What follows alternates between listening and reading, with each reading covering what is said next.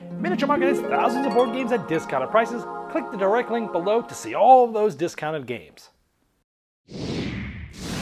Hello my friends, today it's all about the umbrellas. We're going to be walking down the streets, looking at all these beautiful umbrellas, and we're going to be having tourists take pictures for them. Today we're taking a look at Agueda, the City of Umbrellas. This is from 25th Century Games.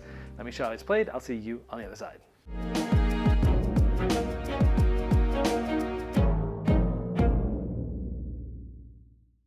Now, Agueda City of Umbrellas comes with some really nice components. It comes with these umbrellas that it has in this nice little bag that has a logo on there. And these they're really nice because they sit flat. And they're really chunky and they're just beautiful. They're just really nice. Each player has their own player board. You're gonna be placing these umbrellas into certain rows, or essentially different streets. You're also gonna be trying to paint this mural as well. And you're also gonna be using tourists to sort of take pictures of these rows to score points for that. So let's show you how it's gonna work. Here's the main board. It's got a scoreboard at the bottom. Here are the umbrellas in these different locations. And then we have some end game scoring that we'll go over later, but let's look at this main part of the board. Now, each player is gonna start with 2 of these coins, and this is important because coins are going to be used or possibly gained as you're taking umbrellas. On your turn, you're going to take a set of umbrellas, and you can take any row. So if I could take just this one, I would gain a coin, the green plus. So I'd get this. Since I'm only taking 1 umbrella, I would gain a coin. If I choose this row, which is 2 umbrellas, or this row with this umbrella, these 2 umbrellas, I don't gain or lose 1. But if I take any of these 3 rows that have 3 umbrellas, I must pay a coin. So you start with 2, sometimes you'll be paying 1 and take 3, sometimes you'll be not doing anything and taking 2, sometimes you'll be gaining a coin by taking 1. So that sort of balances how many you can take, and you're trying to find the right time to take the ones that actually cost money to do so. So let's say we paid 3 coins and we want to take this row here. We would take all 3 of these and place them on our board. Now, you must place the ones that you take all in the same row, but you can put them in any order. So I'm going to go like this. I'm going to put the red here, the green here, and the yellow here. Now, when you place on one of these paint splat spots, this is red. We come over to the mural, and because this is red, we will put this here. Whatever color you put here, you'd flip that, assuming you haven't flipped it yet. Essentially, you have painted this. Now, let's say that it was another turn later, and I got a single green and I placed it here. And let's say right here, did this paint splat. This is going to allow me to paint this one. Now, this one is sort of completed. We've completed 2 of them. Why are we doing that? Well, if we flipped 4 of these, we get 2 points. If we flip 5 of them, we get 4 points. And if we flipped all 6 of them, we get 6 points. So this is one of the end game scoring. However, once we complete a certain row of these, it unlocks this tourist. Now, what do we do with these tourists? They're sort of like workers, if you will, because at the end, after you've placed this, you have to make a choice about these tourists here, or these tiles here. One is I can place 1 of these and score 1 of these 2 colors, 1 point for each. So if I just place this, I could score green or red. I'd score green, I'd get 1 point for each, I'd get 2 points. But I could place 2 of them, and now I could score red and green. So now I would get 1, 2, 3 points. However, even if there's 1 of them on here, next turn I can't place anything else on here. So you kind of lock that scoring up. So on your turn, if you don't want to place 1, you take everyone back and you go like this. Now, it might be empty again, and you're like, I really want to get this one back down to the bottom. I place, let's say I grabbed these 2 and I did something, like this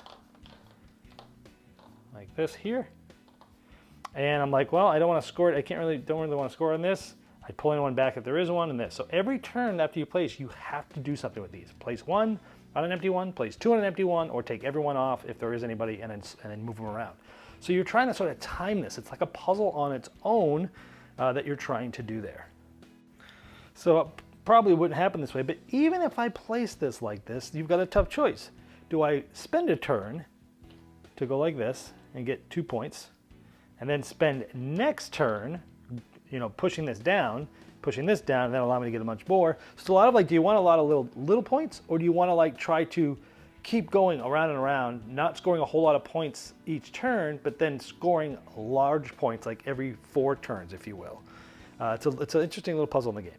And then by the next player's turn, you refill the empty slots only, and then it's their turn. So you just keep going that. You take 1, you place 1, you do one of the things with one of the 3 options with the tourist, next player's turn.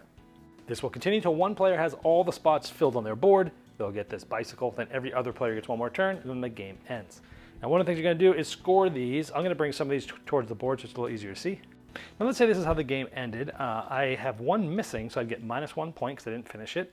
We look at the murals. I have 5 of these flipped, so we get 4 points. If I just got one more, I would have gotten 6. And then we look at the shops. Now, these shops, there's 18 of these cards. There are some duplicates, but there's a plenty of different goals where every game is going to be different. Now, in this one, if you have the same amount of umbrellas in each of these colors, red and green, for example, I have 3 reds, I have 3 greens, they equal. I get 1 point for each of those umbrellas, so essentially I'm going to get 6 points for that card. This one, score 1 point for each column that has either one of these. Well, I have 1, 2, 3, 4, 5, 6. I did all of them. I got 7. That's really hard to do. This is the main way you get points towards, at the end of the game as well. Now, this is on the board. It's always printed here, and this says count all umbrellas on your board that match any of these colors and score points equal to half rounded down. This is just sort of the colors that will score you usually a little bit less than the other ones, but it allows these other colors to be worth something. So in this case, I had 1, 2, 3, 4, 5, 6, 7, half rounded down, 3 points. That's pretty much it. Whoever has the most points at the end is the winner. First thing I like about the game is, wow, these beautiful, chunky umbrella pieces. You know, when you pull pieces out of a bag, and like, let's say Azul, you have those nice little tiles, they feel really nice. These ones are even nicer than that because they have lots of different angles on them, they're painted nice, they sit flat, and they just look beautiful on the table. So I love the big umbrella pieces and the bag that they come in. Great components here. This is sort of the line drafting of the tiles I really liked. It was also used in a game that I really loved called Citrus. It was like an older Euro game that came out maybe 10 years ago where you're like pulling all of the tiles from one line. And I like that because sometimes, you might not have the money to take 3. So you're like, oh, I gotta take one this one, which one do I want? Or sometimes you're like, oh, I really want the 3, but I'm not really gonna use all 3, but it's the only way I can get those 2. Is it worth it paying that coin to get the 2 I really want? Or sometimes it's like, well, I'll just go with the 2 and not gain or lose one, right? And so I like that. The decisions of which line to choose is a very fun one in the game for sure. I like the different shop goals. Each game you're gonna have different ones. Now I think there's 18 cards. Now there are duplicates, and at first I did not like that, but then I realized, when you play this game with sort of like non-gamers or people that don't play a lot of games, if you have the same goal up there, then you're just basically gonna have different colors that you're working on. So it's like, might be like red and green. Oh, the most in this, an even amount or something like that. And then you're like, oh, purple or yellow, even amount. It's a lot easier for newer players that don't play a lot of games. You can set it up that way. So out of the 18 cards, some of those are duplicates. And so, but still, there's still a lot of variability because, it says to randomly take those cards and put them down. But even with the duplicates, there's still a lot of variability. Each game you're gonna be kind of going for something differently there, and I like that aspect of it. Now, the murals, painting the mural, the shop bonuses, and then the tourists as to how you score them during the game, those are the 3 main ways to score, and they're all at odds with each other. So like you might be going, oh, I really want to put this green here, it's gonna flip this mural and paint it. But if I put the green here, it's not really getting me an extra point, where if I put it in the next column, it does get me extra points, but it's not gonna do anything for the mural.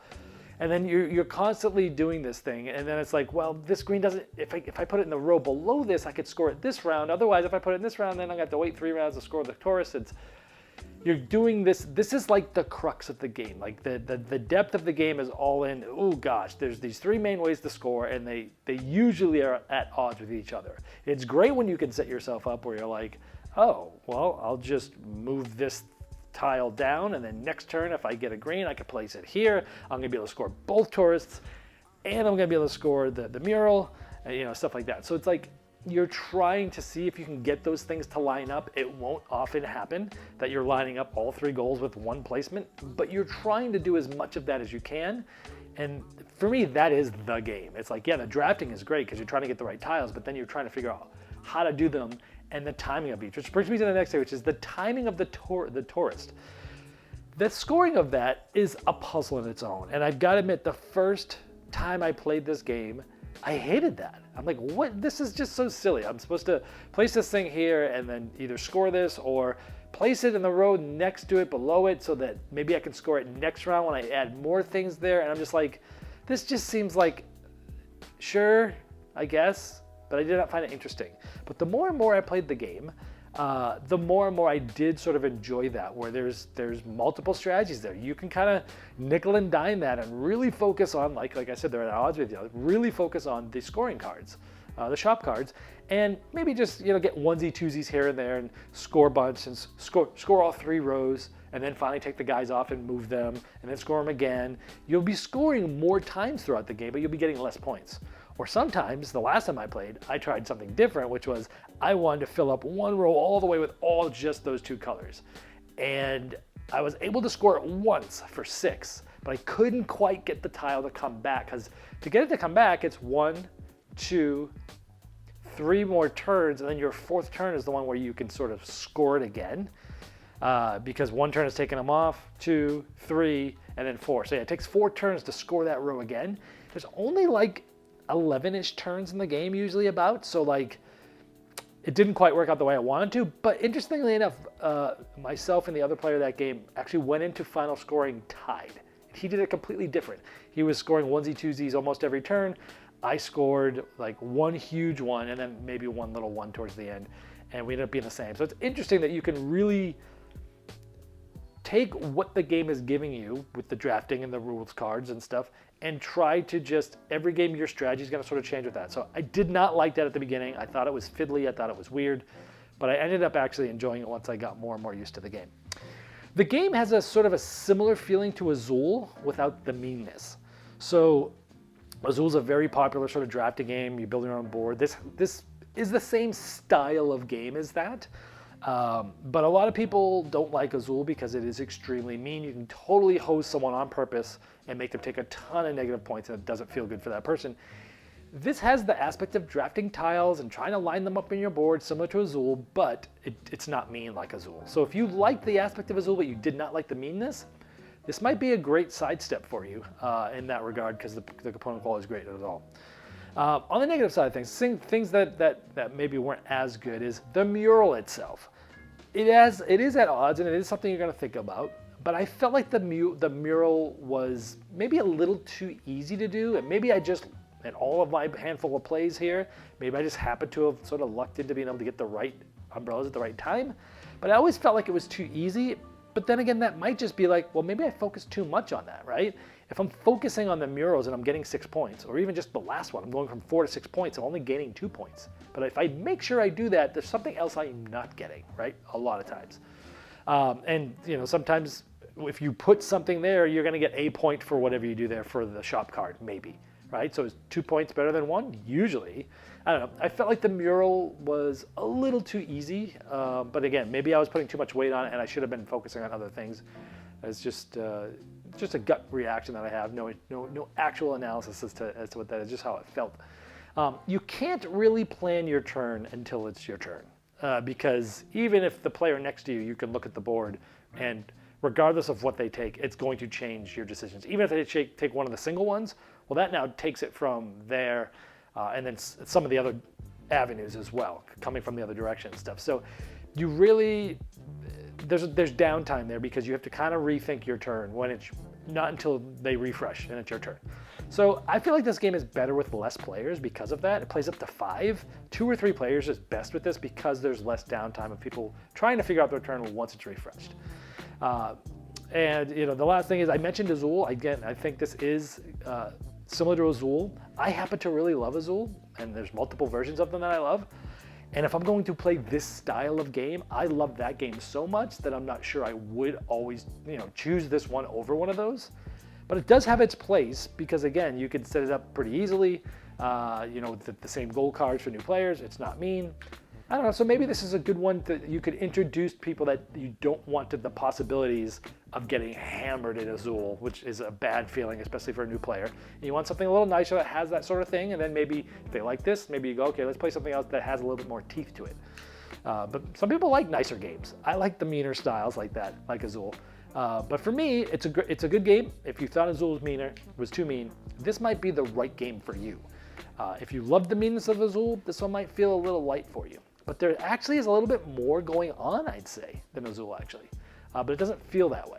So from this, hopefully you can tell if Agueda is for you. It's been the Game Boy Geek, breaking down barriers, growing relationships with board games, and helping you find the next one you love.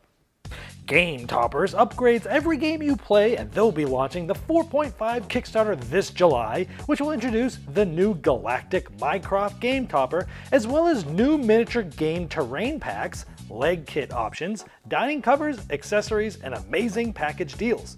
Game Toppers will be at the Origins Game Fair in Columbus, Ohio, June 19th to 23rd at booth C2119, where some of these new items will be demoed, so stop by there or check them out at GameToppersLLC.com.